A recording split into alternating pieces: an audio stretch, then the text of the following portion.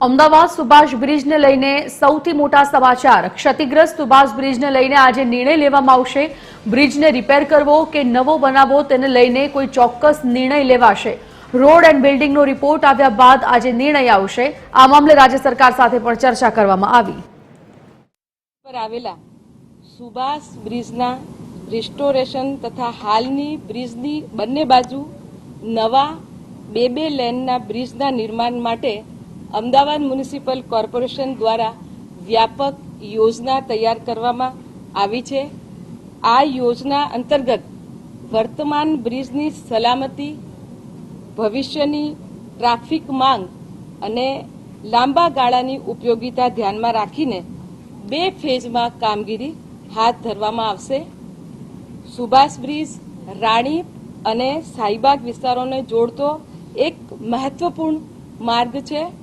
વર્ષ 1973માં નિર્મિત આ બ્રિજ છેલ્લા 52 વર્ષથી કોઈ મોટી તકલીફ વિના કાર્યરત રહ્યો હતો, જે કે તારીખ 4 ડિસેમ્બર 2025ના રોજ બ્રિજના ડેકમાં તિરાડ તથા સુપર સ્ટ્રક્ચરમાં સેટલમેન્ટ જોવા મળતા સલામતીના હિતમાં બ્રિજને ટ્રાફિક માટે બંધ કરવાનો નિર્ણય લેવામાં આવ્યો હતો।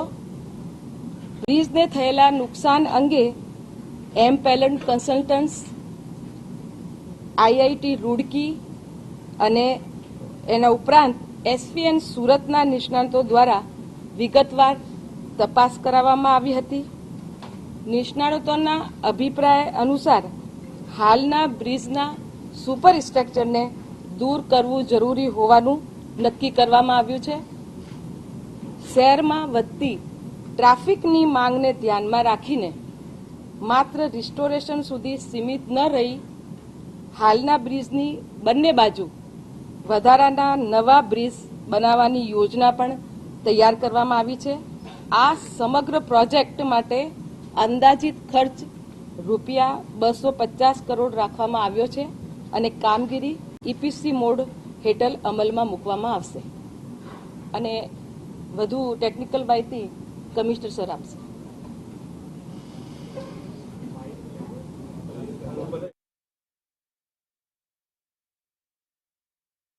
આ તો સંભળાશે, મને લાગે છે આ સંભળાશે બાય અંદાજ।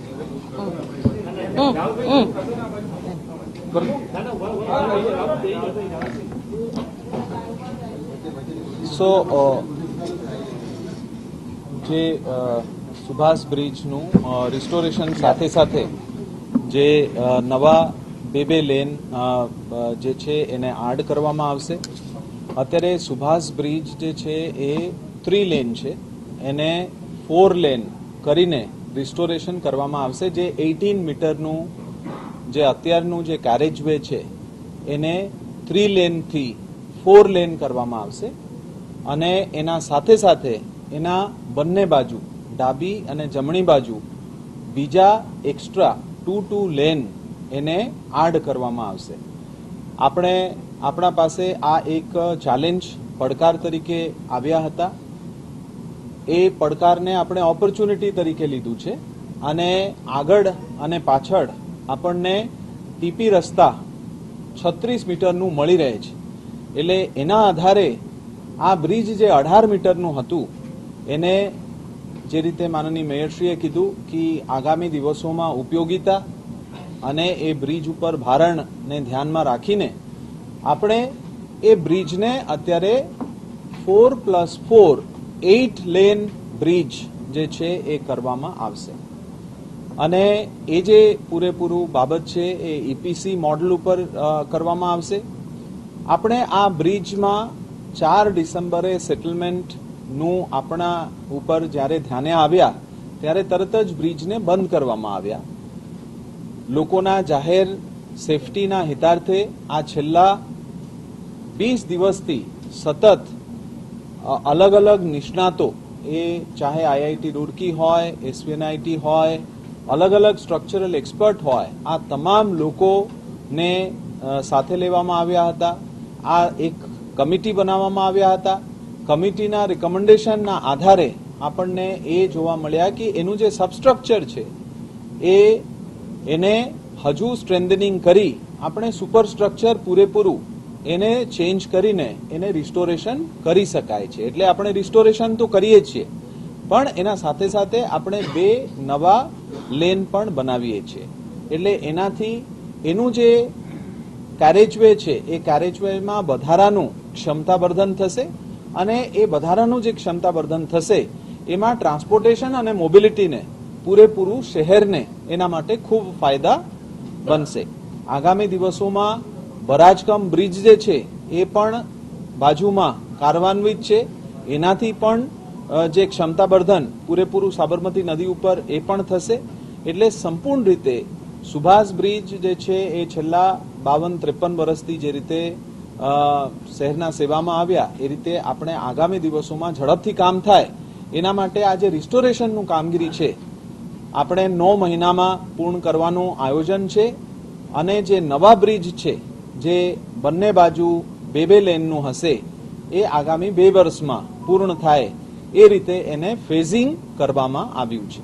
એટલે સંપૂર્ણ રીતે જે આપણું અત્યારે જૂના બ્રિજ છે એ જૂના બ્રિજના જે પિયર છે એને સ્ટ્રેન્થનિંગ કરવામાં આવશે, એને સ્કાવર પ્રોટેક્શન માટે સક્ષમ બનાવવામાં આવશે અને એના ઉપર સુપરસ્ટ્રક્ચરને રિસ્ટોર કરીને પૂરેપૂરું સુપરસ્ટ્રક્ચરને ડિમોલિશન કરીને રિસ્ટોર કરવામાં આવશે. કમિટીના આ જે રિપોર્ટ છે એ રિપોર્ટના આધારે આ આપણે નિર્ણય લેવામાં આવ્યું છે. આગામી સોમવારે એનું ટેન્ડર બહાર પાડવામાં આવશે અને એ ટેન્ડર ઇમિડિયેટલી બહાર પાડવાનું અને ઝડપથી લોકોના માટે આ બ્રિજ કાર્યાન્વિત થાય એના માટે અમદાવાદ મ્યુનિસિપલ કોર્પોરેશન ખૂબ ચિંતિત છે. રાજ્ય સરકારશ્રીના મદદથી આપણે જે છે એ કોઈ પણ એક્સપર્ટ એડવાઇસ હોય, ડિઝાઇન સર્કલના ઓપિનિયન હોય, રિવ્યૂ હોય, એના માટે પણ રાજ્ય સરકારશ્રી તરફથી આપણને ખૂબ જે છે સપોર્ટ મળ્યા છે અને સંપૂર્ણ રીતે આ જે બ્રિજ છે એ આગામી દિવસોમાં અમદાવાદમાં ટ્રાન્સપોર્ટેશન અને મોબિલિટી ક્ષેત્રે એક આઇકોનિક બ્રિજ તરીકે ઊભું થાય એ રીતે અમદાવાદ મ્યુનિસિપલ કોર્પોરેશન કાર્યાન્વિત છે.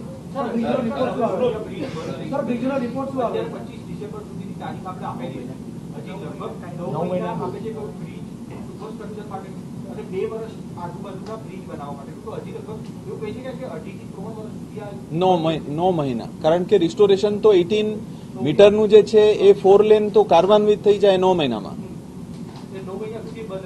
સુપરસ્ટ્રક્ચરના જે સ્પાનની આપણે સુપરસ્ટ્રક્ચર એટલે તમામ જે 5 સ્પાન છે એ તમામ તોડી નાખવાના, ખાલી પિલ્લર રહેશે અત્યારે હાલમાં. પિલર રહેશે અને નવા 9 મહિનામાં નવા બની જશે, તોડી અને 9 મહિનામાં નવા બની જશે.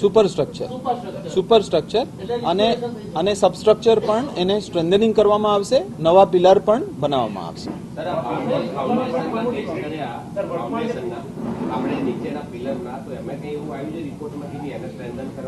એને સ્ટ્રેન્થન કરીએ છીએ, સ્કાવર પ્રોટેક્શન કરીએ છીએ.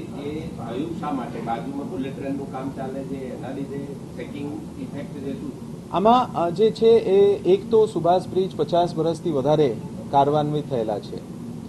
50 વર્ષ પહેલા જે ડિઝાઇન હતું અને જે એનું ક્ષમતા હતું જેના માટે ડિઝાઇન કરવામાં આવેલું હતું એના કરતાં બહુ વધારે ઘણા વ્હીકલ જે છે એ આવન જાવન કરે છે. આજુબાજુ તમામ બાબતો હોય છે, એમાં પાણીનું વહન પણ હોય છે, એના સાથે સાથે એનું ક્ષમતા જે છે ઉપયોગિતાનું બાબત છે. એટલે તમામ વિષયોને ધ્યાને લેતા એનું ક્ષમતા ઓછા થતા હોય છે, ડેટોરિયરેશન થતા હોય છે.